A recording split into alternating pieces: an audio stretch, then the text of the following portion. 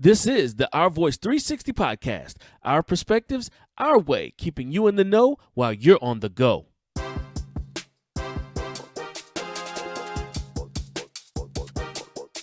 This podcast was created with you in mind. On Our Voice 360, we'll give you inspiration, sports, business and leadership tips, Black history, and entertainment. This is a show built from our perspectives. So if you're ready to be entertained, inspired, laugh a little, be informed, and enlightened, tune in now to Our Voice 360. Let's go!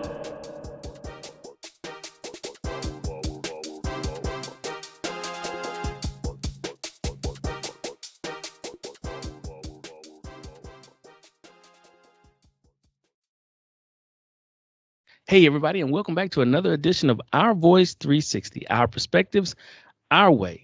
I am here, Chad Baumgartner, one half of the host, and I have with me my man, Pete Hunt. What's good, family? All right, Pete, go ahead and run it. Hey, man, as always, our show is brought to you by Elect Graphics and Photography. Allow your visions to become reality. And CDB Consulting. Great leadership equals great results. How are you leading?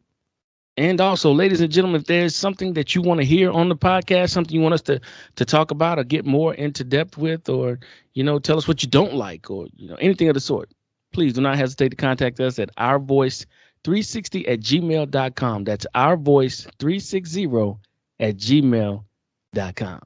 All right, folks, we're going to get into it today. We're going to discuss mental health and why it's so important and why people are hating on this issue specifically when it comes to Simone Biles in the Olympics. And then also we're going to, after that, we're going to jump into a little bit of the insurrection hearings and the mess that's going on right there. So without further ado, Pete, let's go ahead and get into this mental health. Before we get into it, I just want to explain to our listeners and viewers a little bit about mental health. And I got this from mentalhealth.gov. And it says mental health includes our emotional, psychological, and social well-being. It affects how we think, feel, and act.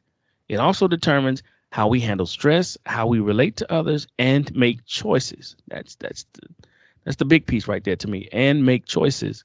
It's important at every stage of our lives. I'm talking about mental health. And again, this is dealing with specifically with Simone Biles, the GOAT when it comes to world or United States, either one, gymnastics.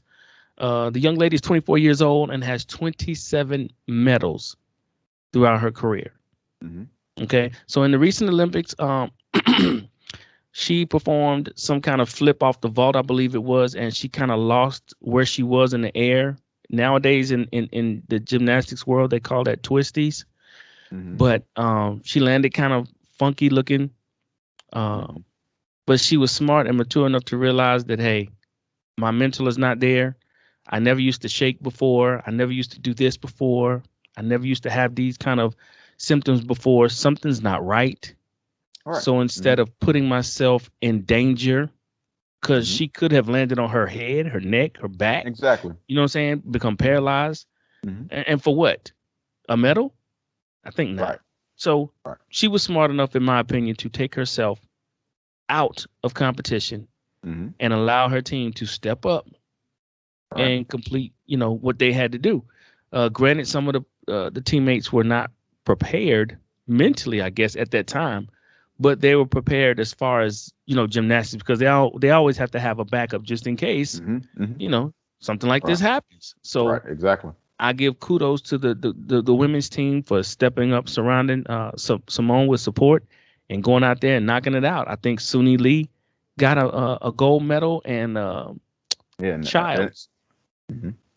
I think Childs was the other teammate. I think she medaled in the event that Simone set out of. So kudos to them. But we want to jump in on this mental health issue because she's been getting a lot of backlash about her stepping out and being called a coward. And real leaders in these moments, they step up. They don't fall back and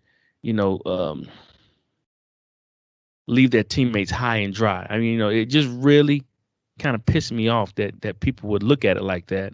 And this one gentleman on social media, he was saying how, I was reading about it, and it was saying how she was a coward and how she should have persevered through. And he named LeBron and some other people, they wouldn't have done that. But I remember Bron in a couple of them series, especially in the Heat, where he was just doggone invisible, where he just didn't show up. You know what I'm saying? I don't know if that was a mental health issue or not, but Yeah, you know, when you're on a 2011. stage like that. Yeah, 2011 finals is pretty. When most people talk about LeBron, that's what they talk about, him melting down and not being available against Dallas when he was in Miami. Now he didn't come out and say, but it wouldn't be far fetched to believe that mental, his mental probably wasn't there. Maybe he did have a breakdown. Maybe he felt like, it was a bit much to take on, at that moment. I just hate that this young lady is being crucified for being smart enough to put her health and herself first. Let's be real clear and candid about what's really going on when it's come to Simone Biles and or Naomi Osaka and what she did at pulling out of Wimbledon and the French Open because of her mental health. Let's be really specific and be precise on what we're talking about here. We're talking about a certain group of people with all of this backlash. Mostly conservative white men who couldn't touch Simone Biles and Naomi Osaka on a tennis court or a gymnastics mat in their life. Hell, they you can't go out here and walk around your neighborhood more than twice. Let's be real specific in what we're dealing with here. And it all comes down to first racism, second misogyny. Because in both cases you're dealing with black women. Right.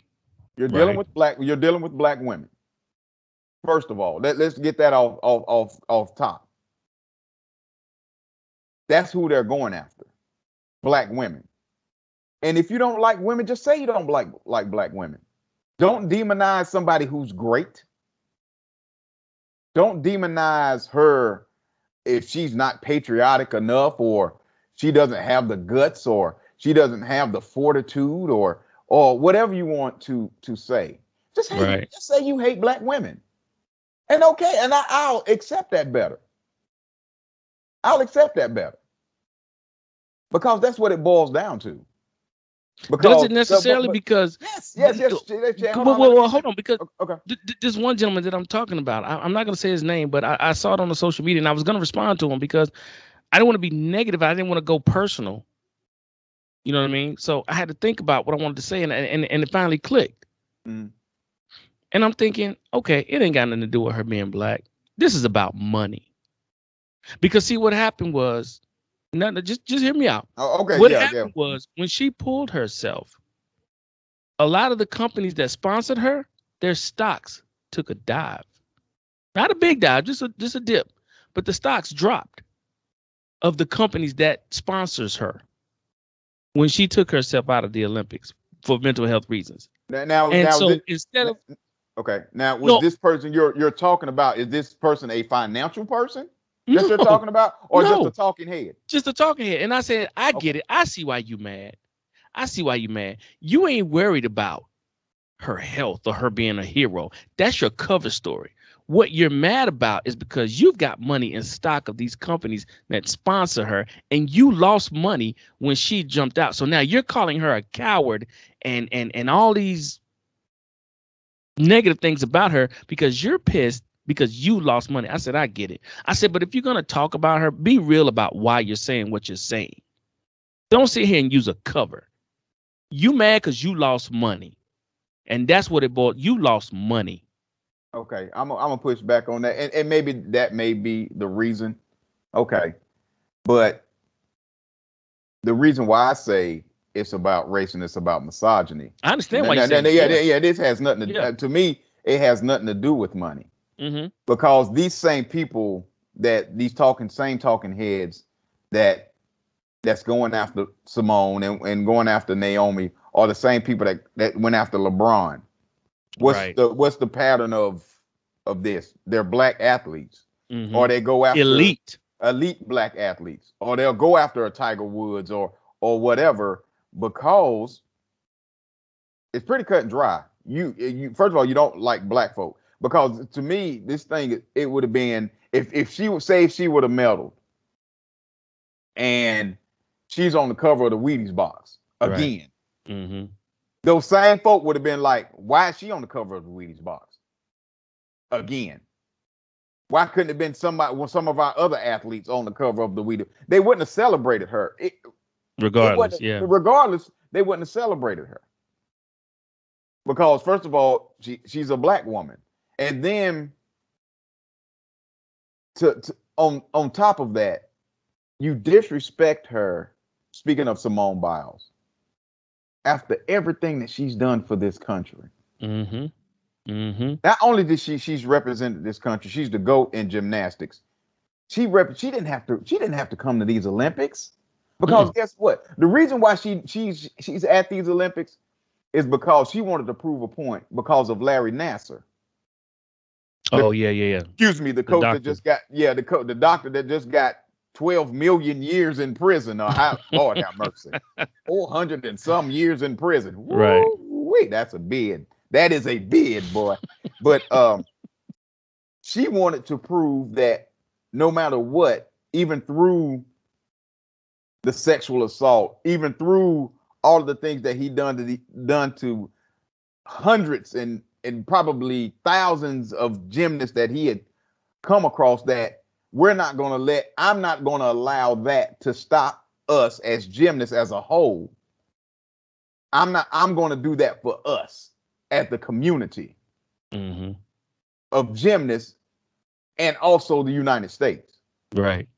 So she had she didn't have to be in this Olympics. She could have retired. Right. She probably should have retired. I said that the other day to a friend of mine. I said she can step away from the game right now and she's good. Yeah. Her legacy is solid. Yeah, and she should have retired. So all of these people that's talking bad about Naomi and Simone, we know what they are. We see you for what you are. And like I said, it's mostly conservative white men. That's who's doing, and that's what I said. That's why it's about race. Well, you know, two things. Michael Phelps and his situation, when he had a mental breakdown, he lost a lot of sponsors too. Well, she didn't lose sponsors, but he lost a lot of sponsors. But he didn't get nearly the blow up or the backlash that your girl got, Simone Biles. Because he's a white man. The only reason the backlash that he got was pertaining to, him with the pictures, smoking the weed or whatever. It was like, how could you be so stupid? They never called his character. His character was never put into play. It was basically, why would you be dumb enough to smoke weed and somebody take a picture of that? That was the biggest gripe. With Simone Biles and Naomi Osaka, these people, or these group of people, they are going after their character. That's true. They're going after their character. Right. They're cowards. They don't deserve to be Olympians. They don't deserve to be elite level tennis players because it's an honor, it's a privilege to see. That's calling out character. True. You know what I'm saying? True. So his character was never threatened because guess what? He's a white man. He's in those spaces, so they're not going to go after him too hard. Just like with LeBron and the Laura Ingraham to shut up and dribble.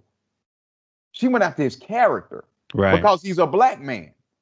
She wouldn't have went after any white man or any white woman because of that. Because that's what they peddle in. They peddle in racism and misogyny and those things to get clicks and likes, and you see what I'm saying? So that's why a certain group of people are going after her so passionately and saying she's un-American and she's not fit, and no matter what she did, even though she's the GOAT, this one instance of her mental health, a mental health breakdown on her part, is now all of a sudden such a bad thing. Because I guarantee you what, if her name was Becky or Karen or Susie, those same people would be finding some type of empathy. Right, for her. Right. For sure. For sure. She's battling with so much, and it's so unfair to her. It's just like, let me put the comparison to this. It's like crack and opioids. Now, when it was the crack epidemic, throw every black person in jail. Just say no. How about that? Yes, exactly. Throw every black person in jail. Right. This, that, and the third, 3-strike rule, and whatever. When it came to opioids, well, you know, they're going through something, and you don't know what their family's going through, and national emergency. Yeah, they just need rehab, and see the difference? Oh yeah. You equate crack with black folks, so you hit them over the head with the biggest hammer you can find. You equate opioids with white folk. And empathy. So you get empathy for, I don't know. That's the difference. That's the same with this situation. If Naomi Osaka and Simone Biles were white, those same folk that's taking them to task, I should say, would be showing empathy and how brave she is and brave they are for, seeing that, their mental health is important. But nah, they don't have the complexion for the protection. So of course, we're going to go after them because it's always about race in this country. It's always about race. Everything is about race in this country. And it's funny that people, I don't want to say it's funny, but it's funny that people don't see that. It's either they don't see it or they don't want to see it. And it's more likely the latter. They don't want to see it. No, they see it. They just don't care. Yeah. They just don't care. And again, with Simone's issue, which I applaud her greatly. I applaud this sister because she's learning now. These folk don't give a damn about you. If you can't entertain them, if you can't, entertain them for their pleasure, guess what? We gonna treat you like we really, really want to treat you.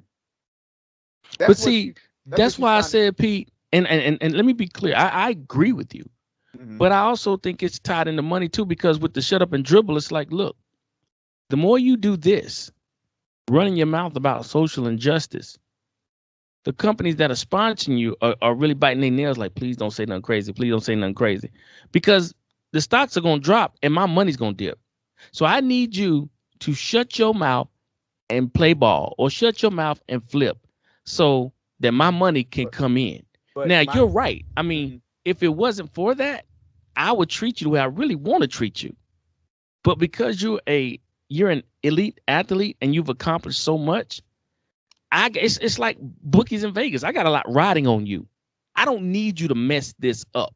So you need to shut up and flip on the handlebars, or dribble that basketball, or throw that football, so I can get my money. Yeah, but the difference, I think it's a little bit of both, though.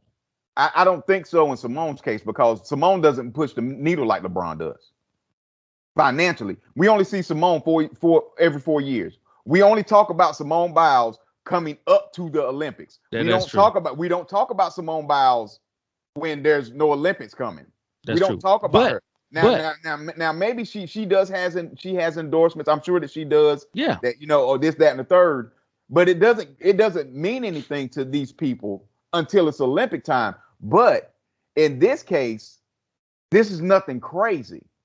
I did look at the stock during that time frame. The companies that sponsor her, Nike and a couple of these other companies, it did dip. Now, it wasn't like a daggum depression. You know what I'm saying? It wasn't like the stocks, everything just fell and people jumping out their windows committing suicide, but it did dip. And I'm like, Bruh,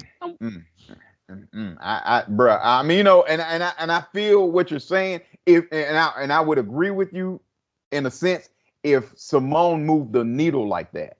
If she moved the needle like at a daily, comparing her to LeBron, I think is off, because if LeBron say something crazy today, even though we're not in the middle of the NBA season, it's still going to impact. It's going to be on Sports Center. It's going to lead off Sports Center. Right. You see what I'm saying? I see your point. Yeah. But if Simone say something crazy, it's going to be 15 minutes into the show till we talk about it. You see what I'm saying? So you're not going to lead off on it and end with it. Right. Yeah. And we're not going to talk about it for 4 or 5 days, 6 days in a row. I got you. So, you see what I'm saying? Yeah. So again, I applaud this sister for taking her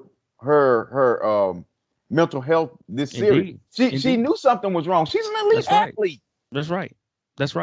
And truth be told, gymnastics is dangerous. Very, very. They are doing highly dangerous or highly qualified skills. And I say that in the aspect of, the flipping and turning all in the air and all that stuff. That you're right. That's dangerous, because if you miss something, you can wind up on your head, your neck, your back, and wind up paralyzed. Exactly. Easily. Exactly. So again, with Simone knowing her body, knowing that she has the twisties, which is, like you said, what you described is, you lose all spatial awareness. Yeah, you lose all sense of, where you're at in the air. Right. That's dangerous. And what's even more spectacular by her, the vault that she did when she knew that, okay, something's not right, I may need to sit this out. A former gymnast said, if it wasn't for her elite athleticism, she would probably be paralyzed now, because the way that she was flipping and twisting, if it wasn't for her elite athleticism, she would have landed on her head and falling from 12 feet in the air. That's death. Potentially. Yes. If you land on your head. Yeah. Yes. So at minimum paralysis. Yeah. So that further lets you know her greatness, because that former gymnast said nobody else pulls that off. If that's any other gymnast now or in the past, we're bringing out a stretcher. We're bringing out a stretcher. She is one of one. Simone Biles is one of one. Right. So that allowed her to escape any serious injuries and land on her feet. Right. So by this young sister realizing that, okay, I'm not feeling comfortable about this. And even leading up to the Olympics, some of the interviews she was saying she was feeling some type of way. And see, that was the thing. She said, some of these feelings I've never felt before. She said, usually when I come to the Olympics, I'm this, I'm that, I do this. But she said, this time around, it's different. I'm feeling this. I've never felt this. I'm dealing with this. I've never dealt with this at this particular point in time before. I've been to several Olympics. This ain't my first rodeo. Exactly. So when I get here and I'm feeling something I've never felt before, my spidey senses is tingling. She pushed herself when she did the vault. The vault. She could have backed out before then, but she pushed herself then. But when they played the video back in slow motion, you could see halfway during the flip, she's looking like where am I? Right. You know what I'm saying? Like in relation to the ground, like where am I? And for half of us growing up who even just tried to do a somersault or a backflip, we just barely trying to do that. And mess around, fall on your head or on your back or whatever. She's like, she hits that thing with so much power, and she's like so many feet in the air, flipping and twisting and all that stuff. And then you all of a sudden your mind just go blank, like, oh shoot, where am I?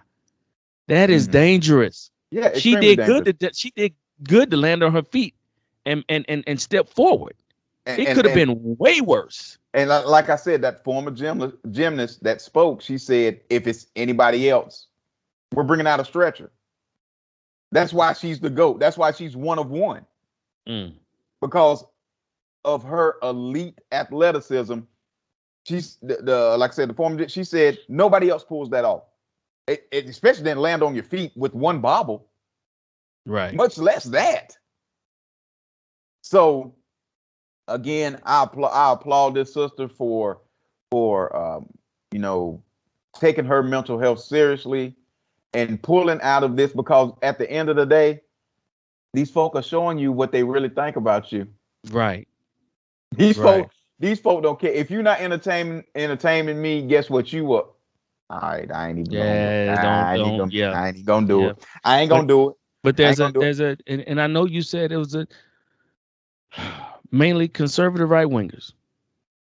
You know what I'm saying? But you got Candace Owens calling her a coward. Come on, we know what that's about. We really know what that's about. I mean, you know what I'm saying? I mean, hope that's the checks are worth it. That's par for the course. So I mean, I'm not even going to acknowledge. I'm not even going to acknowledge that foolishness. That's something that's not going to be acknowledged by me, because I just, I can't even discuss. I hope the checks are worth it. That's all I can say. I mean, and let's leave it at that. Let's leave it at that. Yeah, because I could go on a real tangent, but I don't want to do that. But again, let me bring up Marshawn Lynch. Marshawn Lynch, what was it, last year? A couple years back? Yeah. And people laugh because Marshawn is such a character. But see, a lot of people didn't understand what he was saying, but we understood what he was saying. Hey, because at the beginning of the statement that I'm going to say, what was the first word he said?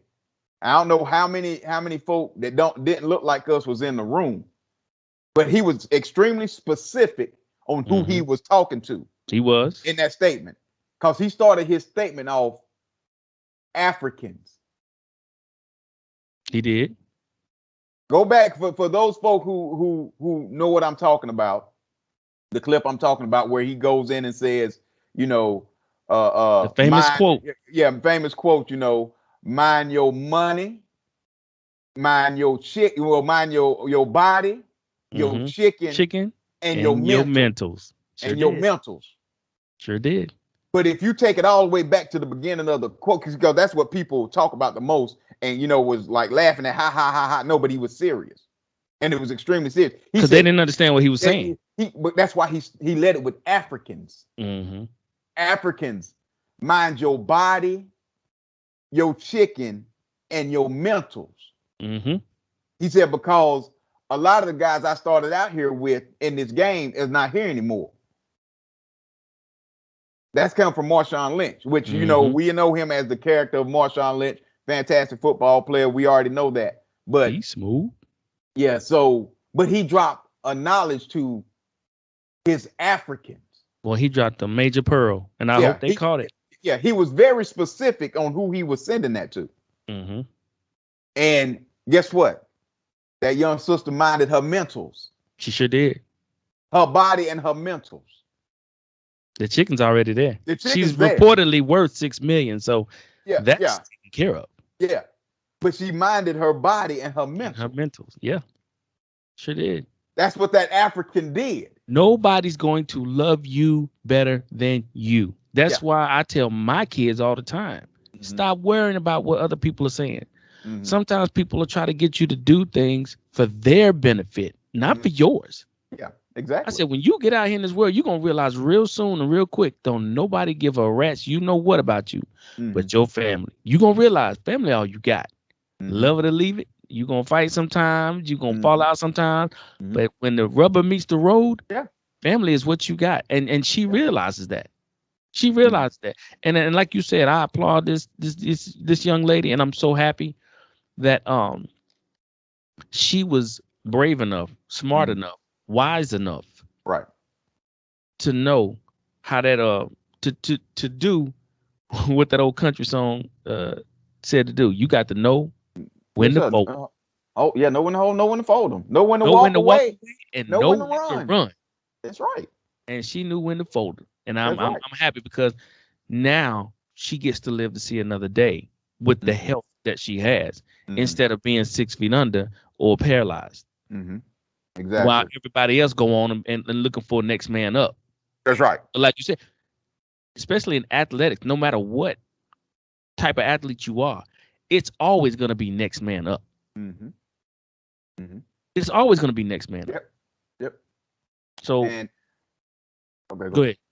No, go ahead, brother. Finish there. No, I was just going to wrap right back around to Marshawn. So, take care of yourself, your body, your money, and your mind, your mental health. You know what I'm saying? It's about next to your name. That's all you got. Money comes and goes. People come and go. Things come and go. But your mind, your body, and your money, hell, even your money comes and goes. That's right. But your mind and your body and your name, that's all you got. That's it. That's all you have. You got to take care of it. And my last point, and this is to our black men, myself included. It is time for us to really seriously protect our women. Real talk. Because there is no way anybody should be talking about our sisters like this and it be cool. I mean, and I'm not saying, go out here and beat somebody up or put your hands on somebody, but in these social media streets, in these internet streets, you don't allow anybody to talk about our black women like that. I mean, you know what I'm saying? No, we can't have that. We can't have that. I mean, including our own. I agree, because there's a lot of keyboard gangsters out there. Long as they're behind the keyboard, they'll talk all kind of trash. They just the biggest trash talkers that you ever did see. So a lot of that I take with a grain of salt, because like you said, like what we were saying earlier in the podcast today, it's all clickbait. They want to be seen, they want to be heard, they want to be acknowledged, and it's like, I hear what you're saying, Pete, and I agree. We do need to take care of our sisters, but at the same time, it's like, when you know better, you do better. In other words, so sometimes you don't address ignorance because you give them light. You know what I'm saying? Oh, I feel it's you. like I feel you. Okay, but it's like you got a butt in there. Oh no, go ahead. No, I'm just going. No, but I agree. You still don't allow people to create a negative narrative on your people. And so it's like, and that's what I'm saying. I'm not let's saying. Be truthful. Right. Let's be truthful about what's going on here. She is not a coward. That's what I'm saying. Yes, that's what I'm saying. I mean, I'm coming from that perspective. Not, like I said, not to go physically attack somebody or whatever. I'm saying when people are putting out false narratives about our women, we should be the first ones to be like, nah. We need to be the first ones to debunk, right, all of the foolishness. Come with the facts. That's right. Yeah. If you're gonna say something crazy now, just know that you're gonna be checked in the moment. Okay. You're gonna be checked, and that's what I'm saying. With our sisters, I mean, especially as vulnerable as you say a Naomi Osaka is, or Simone Biles, in their state, in their mental state. To see a cavalcade of black men come to their defense. You know what that means? Yeah, you know what I'm saying? And especially having that fragile mindset at the time, because going back to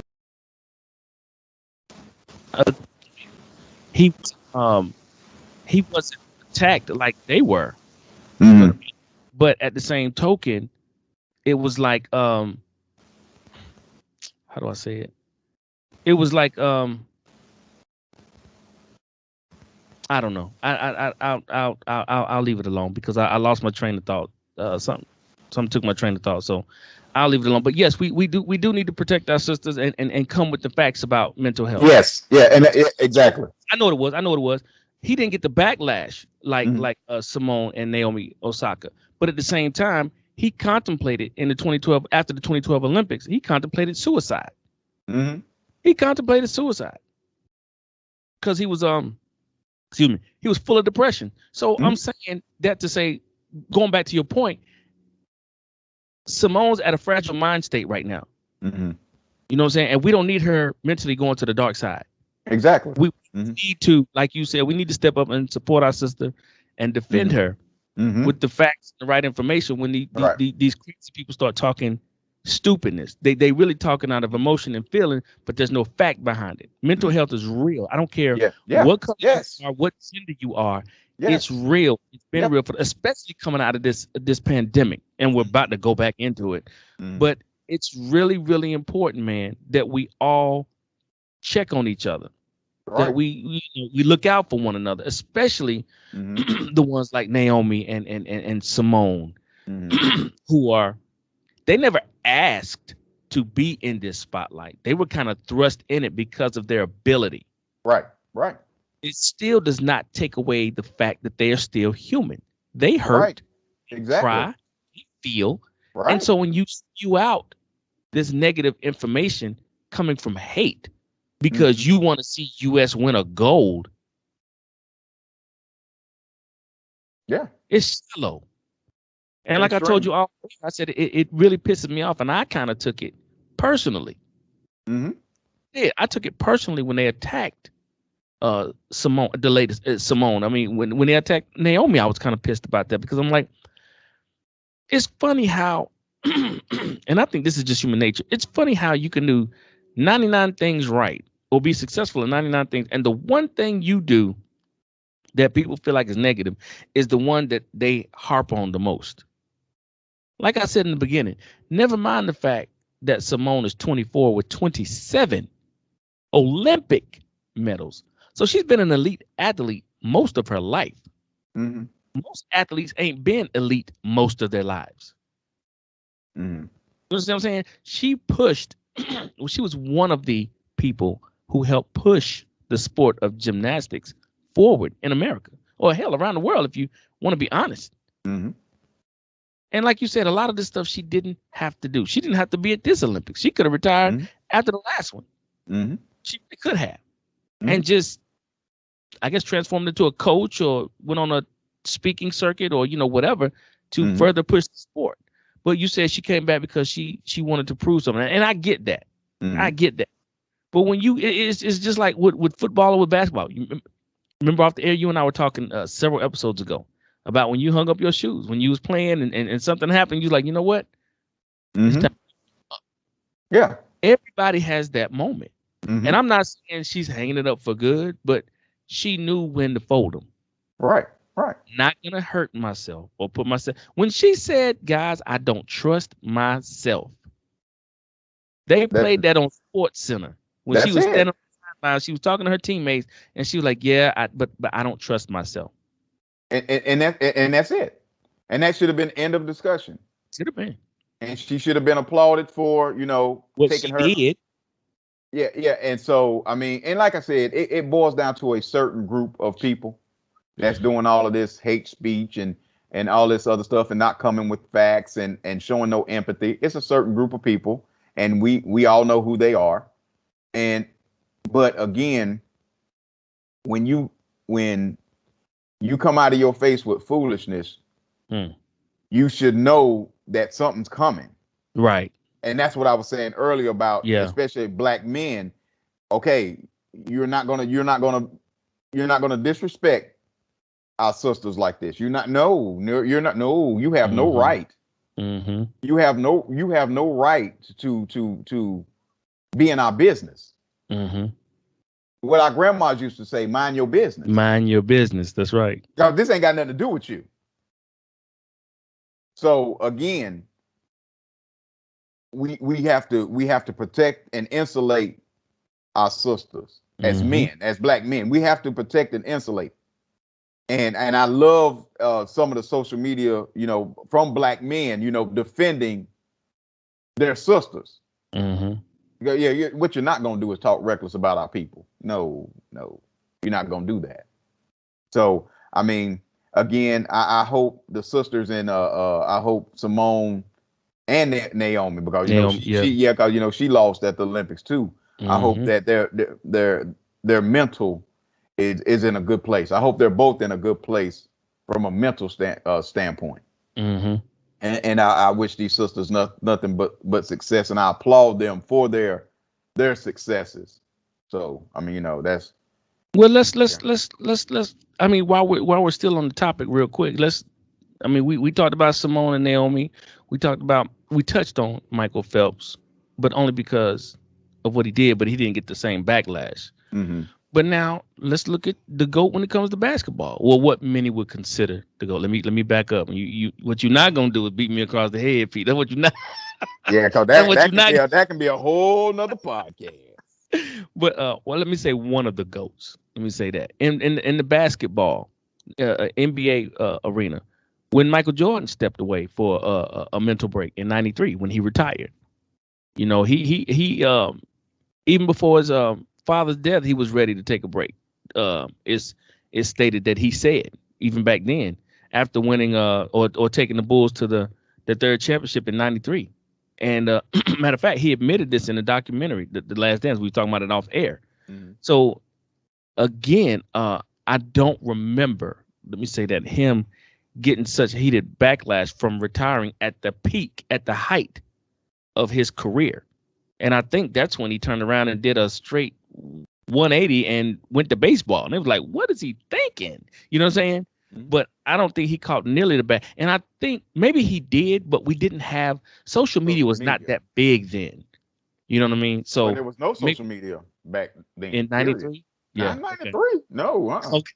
I can't remember when it came into existence, but I'm just saying, because he even stated also, and again, we said it's off air, that he doesn't think he would have survived the social media era if it was back in that day.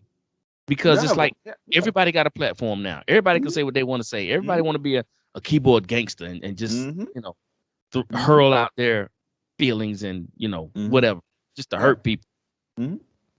Yeah. So I mean,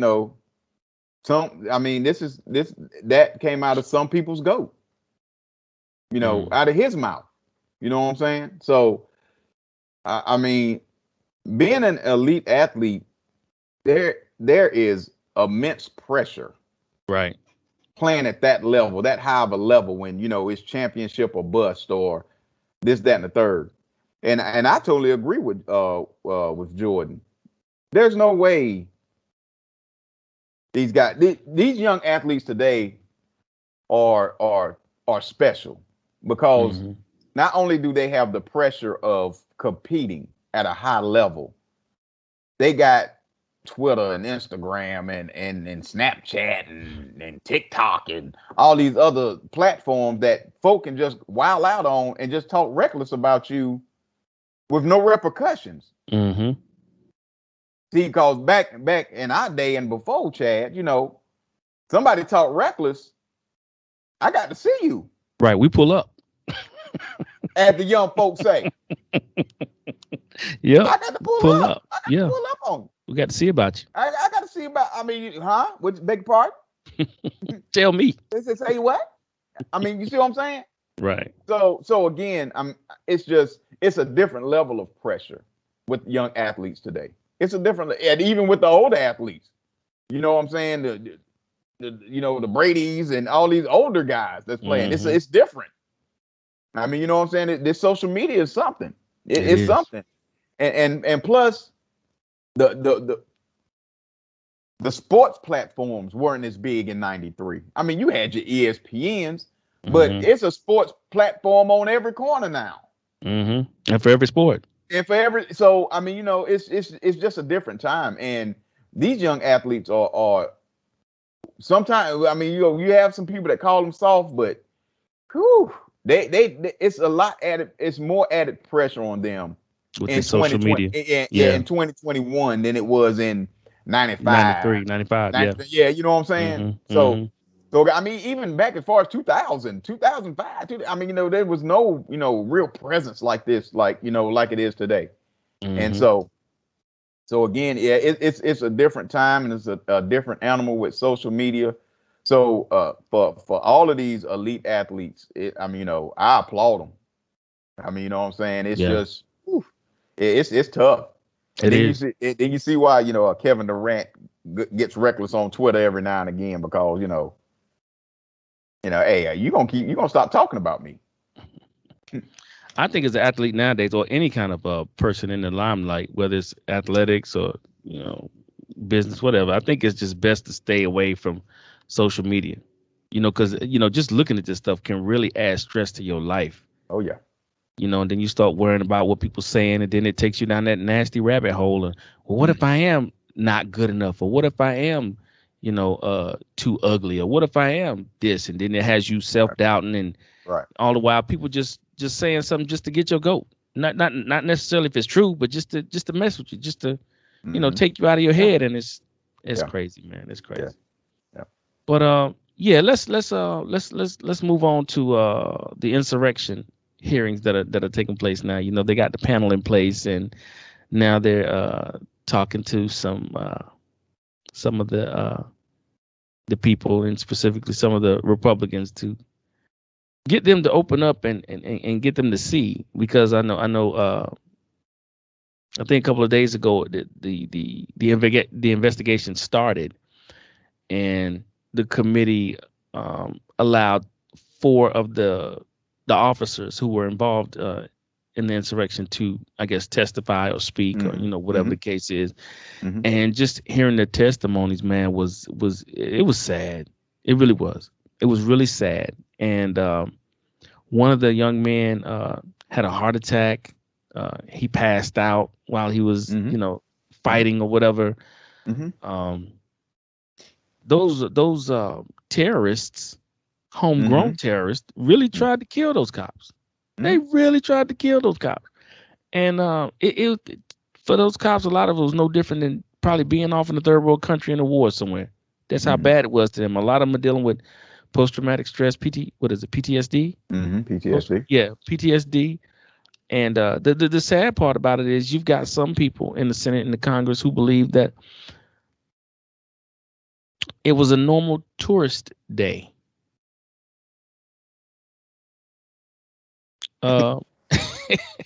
Even when they showed a lot of the clips from the insurrection, because that's what it was. I mean, let's just call it what it is. These homegrown terrorists showed up, and they were organized, because nobody comes to an event like that with walkie-talkies and earpieces, and you got flap jackets, the vests, you got sidearms, and you built a gallows. You built a gallows to hang the VP. Who you hanging? We want Pence. Well, I mean, you built a gallows with a rope. Yeah. So you came prepared to hang somebody. I don't know how many tourists come to the Capitol to build a gallows.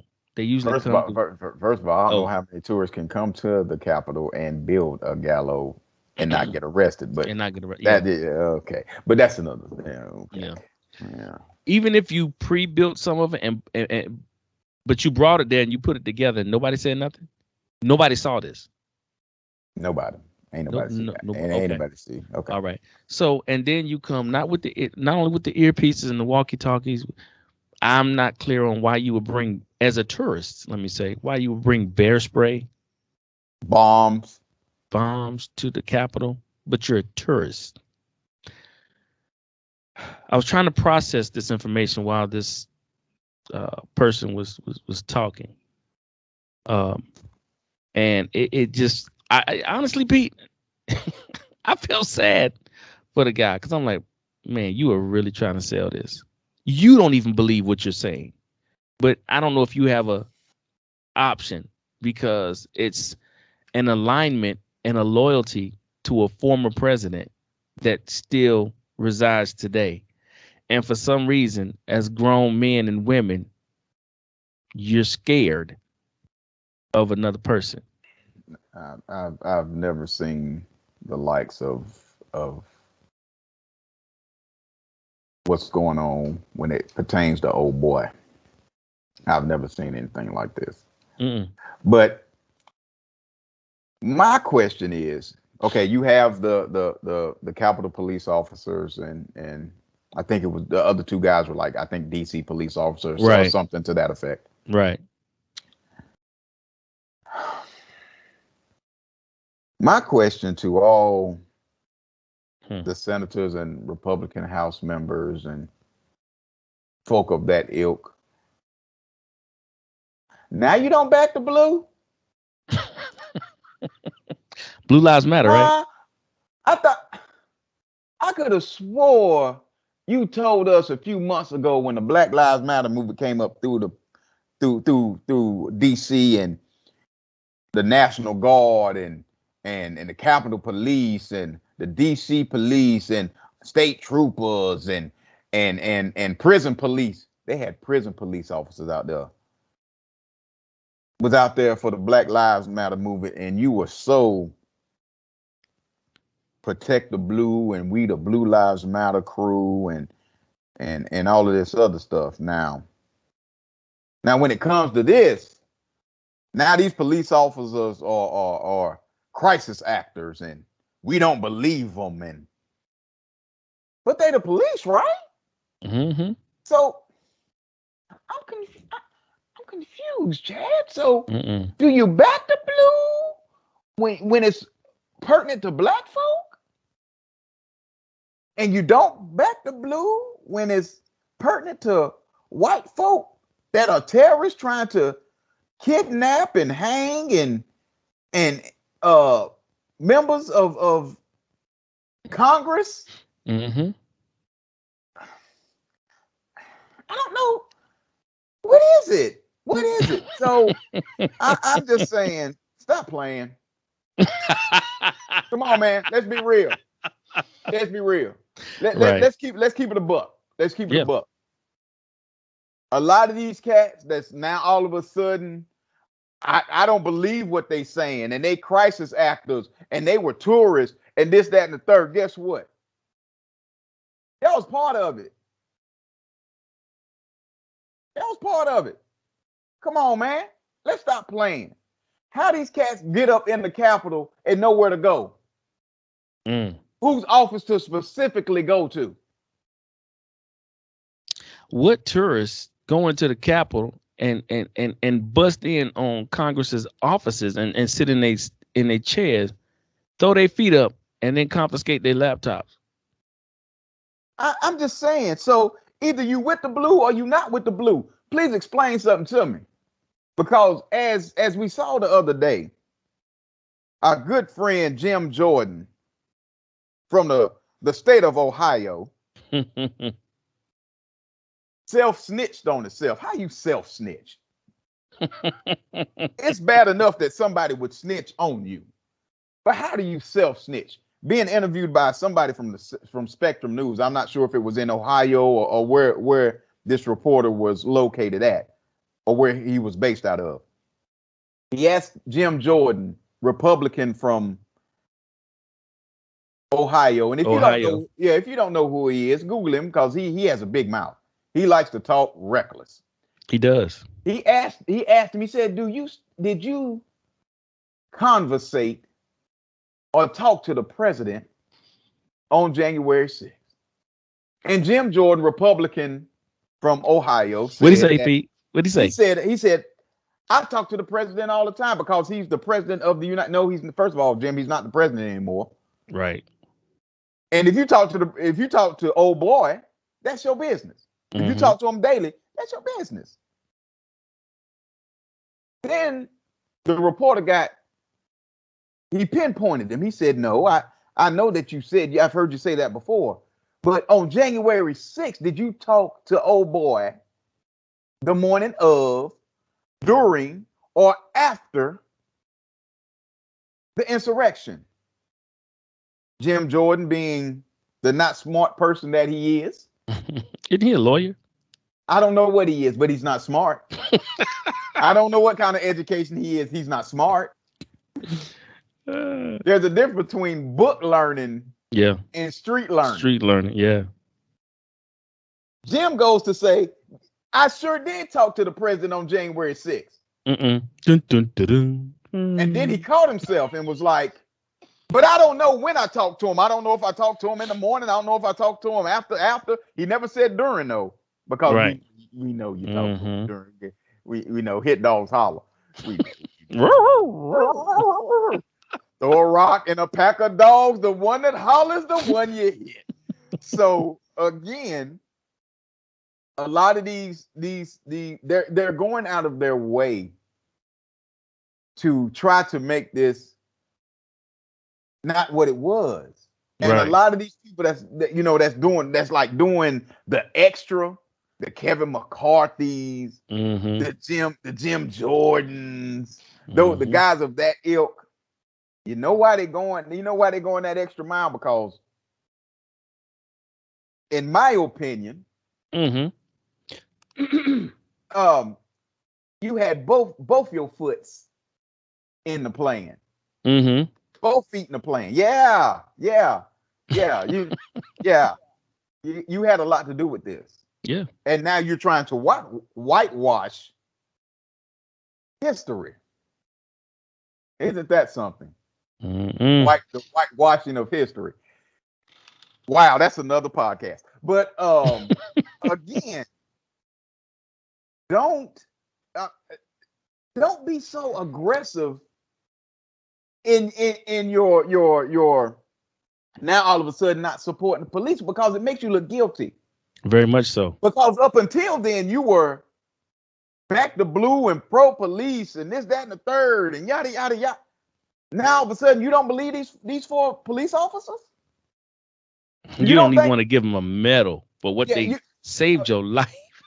They asked the Republicans after the testimony. Did you watch it? No, I was busy doing stuff. You ain't been busy the whole time you've been up there. Now you in meetings? Oh, no. They've been busy because they're trying to cover up their tracks, because they know with this investigation, it's going to lead back to, in my opinion. Yes. It is going, I believe, what this investigation is going to uncover is you got a lot of hands in this cookie jar making this thing happen, and they sitting on the Republican side. And they like, Lord, please don't let. My thing is this: do the Democrats have the intestinal fortitude, the gumption, the willpower to follow this all the way through? Okay, because if you do, it's a lot of folk that's gonna be uncovered. But if you don't, if you halfway go through this and just be like, this is all we need to find, like they did with the impeachment hearing, I mean, you just guilty as them. Well, let me say this, Pete. And maybe I just watched too many doggone movies or what, but I feel like this is how it's going to turn out. They're going to uncover a lot of cats, part of the Congress, that were involved some kind of way in this insurrection. And so what the committee is going to do, I believe, is say, hey, either we can expose you or you're going to go with us on these bills that we're about to bring up. We're going to be bipartisan and we're going to push these bills to help these people. It's your call. How do you want to play it? I think that's what's going to happen. I don't think they're going to actually do the investigation and just follow, whatever they find and bring it to light. No.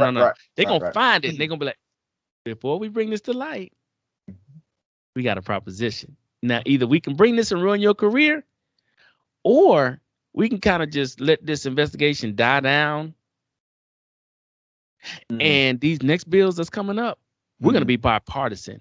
And you're going to participate, and we're going to pass these bills for these people. Now, we're going to let you decide how you want to play your fate. Right. But and like I said, maybe I've been watching too many movies, but I really feel like if the Democrats catch them on something, they're going to be like, they're going to catch them. Yeah, they're going to catch them. They're going to catch them. But they're going to give them an option. See, they're not going to do what we want them to do and bring their behinds to the light and persecute them. They're going to give them that option. Hey, either we pass these bills and protect black people and all this other stuff and give raises and all this other stuff and build the debt or whatever, or we can go ahead and expose you. I mean, it brings me to a quote that a close brother to me said. Let me. And I quote: Take your time, Pastor. Take your time. "Great leadership equals great results." How are you leading? How you won't lead? Oh my God, I didn't see that coming. Okay. How you won't lead? Yeah, how you won't lead? Yeah. How you won't lead? Democrats, how you won't lead? Yeah. Because great leadership equal great results. Mm-hmm. From a brother I'm looking at said, my brother across from me. That's what he said. Indeed. Indeed. How you How are you leading? how you gonna lead? Mm-hmm. How you gonna lead? But again, it is not surprising that these same folk Mm-hmm. that through the Black Lives Matter, George Floyd, black folk trying to get voting rights, this, that, and the third, when black people getting their heads split open by the police, now all of a sudden they're back to police, protect the blue, this, that, and the third. Right. And when it's folk that predominantly look like you, Mm-hmm. now all of a sudden you can't believe the police and these guys are crisis actors and this, that, and the third. And it didn't happen. It didn't happen, and I didn't listen to the testimony. That but is you the back to biggest slap in the face. Look, bro, and it's even deeper. What a fraternal order of police? Where FOP at? Mm. Where the fraternal order of the police? Where back? You not backing your brothers? Y'all should have been the first ones to step up there. To step up and say something. Mm-hmm. Where y'all at? Because sure, when Black Lives Matter, the marches and stuff were going on, y'all was on one of your leaders was on every show. Prime time, yeah, that's true. Prime time, every show. Police need to be protected, this, that, and the third. Now we can't find crickets. Okay. Crickets. Okay. All right, then. It reminds me of the NRA when Philando Castile got shot. Yeah. A member of the NRA, of your organization. And you didn't say nothing. You all about, guns and Second Amendment, this, that, and the third. Black man get killed. Who's a member of your organization? Mm-hmm. You said nothing. Can't find it. Can't find where you at. Yep. Can't find it. I equate it to the fraternal order of the police. I thought these was your men. I thought these was your boys, your guys. Mm-hmm. You ain't got your guys back. As a police officer, I would be like, I don't think I want to do this no more. Right. If the people who say they got my back don't have my back when it matters. And it's funny how they never have their back when. Okay. All right. I know where you're going now.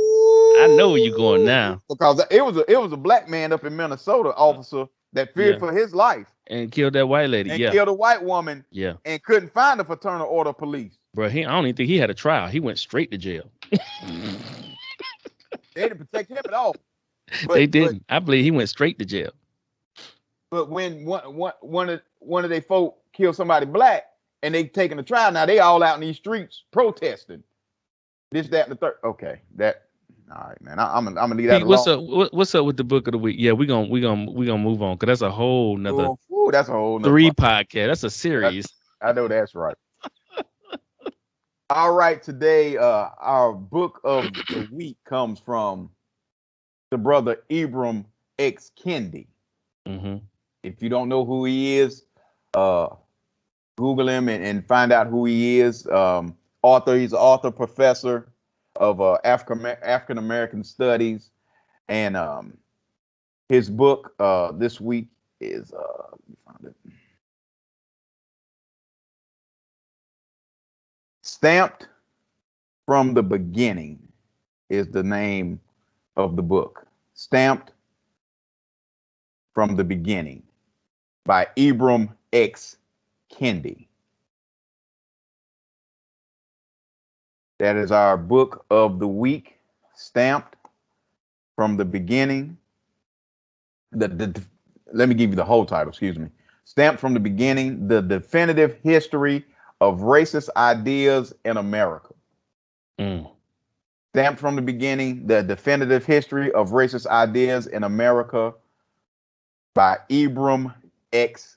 Kendi. How you spell Kendi? KENDI. Gotcha. Okay. All right. And that is our the week. All right. And with that, folks, we're going to jump into the Bible verse or quote of the week.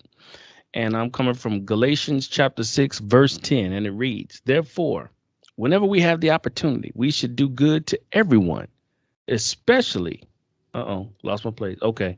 "Especially to those in the family of faith." All right. I mean, it's more like the golden rule: do unto others as you would have them to do unto you. Do good to everyone, and it'll come back around to you. One of the mantras that I have, real quick before we end the show, in my bathroom, in front of my mirror, I have like 4 or 5 yellow sticky notes that I look at every morning, and one of them is less judgment and more love. Wow. That's one of the stickies. Less judgment and more love. I realized that, if given the opportunity, we can be some very judgmental human beings. And I guess that's human nature, because we always have an opinion. But if we just take a little bit less judgment and a little bit more love to everyone, it would be a better world. And it goes right along with what we were discussing about Simone Biles and Naomi Osaka. So that fit that, yeah. So that ties in. That ties in great with what we discussed today. Exactly. Less judgment, more love. Let's love on that sister. Yeah. Let's love on her and help her get through this. And even if it was somebody, let's just love on them and get them, because mental health is serious, guys. This is nothing to play with. And I really just feel bad that, we're not going to ramp back up into the podcast, but I just feel bad that her and Naomi is catching all this backlash. But yeah, just a little bit less judgment, a little bit more love, and I think we'll be just fine. There's only one judge, and I'll leave that alone. I will leave that alone. Well, folks, that's it. Thank you for tuning in to another edition of Our Voice 360, our perspectives, our ways. Take care, be blessed, and we're out. Peace. If you enjoyed this podcast, be sure to like and subscribe to the channel so you can be notified when a new show drops. Please rate and review this podcast and share it with your friends. Also, if you'd like to advertise or become a sponsor, please send an email to ourvoice360@gmail.com with your inquiry. We'll connect with you as soon as possible in hopes of creating a great partnership. And as always, thank you for tuning in to Our Voice 360, our perspectives, our way, keeping you in the know while you're on the go. See you next week.